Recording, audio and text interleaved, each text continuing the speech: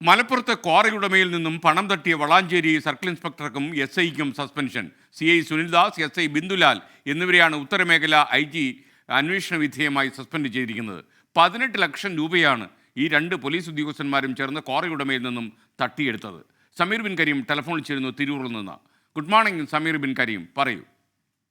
Very good morning SKN. ഈ Malappuram വളാഞ്ചേരിയിലാണ് quarry ഉടമയെ ഭീഷണിപ്പെടുത്തി SHOയും ഒപ്പം തന്നെ SIയും 18 ലക്ഷം രൂപ തട്ടിയെടുക്കുന്ന ഒരു സംഭവം ഉണ്ടായത്.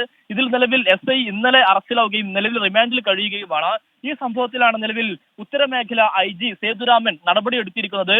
SI PB Bindulal, CI UH Sunildas എന്നീ രണ്ടുപേരെ നിലവിൽ അന്വേഷണ വിധേയമായി സസ്പെൻഡ് ചെയ്തിരിക്കുകയാണ് എന്നുള്ളതാണ് ഏറെ പ്രധാനപ്പെട്ട കാര്യം.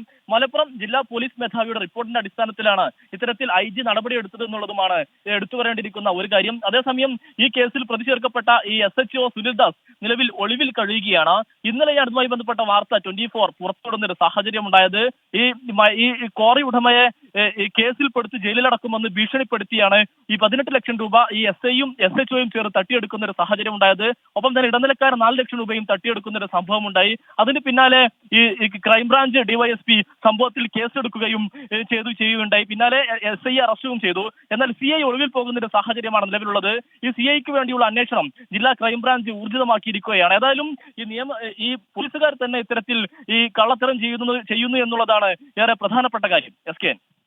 Okay, thank you. തിരൂരിൽ നിന്ന് സമീർ ബിൻ കരീമാണ് ടെലിഫോൺ ഉണ്ടായിരുന്നത്. വിധി ദിനത്തിൽ 24 മാജിക് ജൂൺ 4 ചൊവ്വാഴ്ച രാവിലെ 5 മണി മുതൽ 24-ൽ.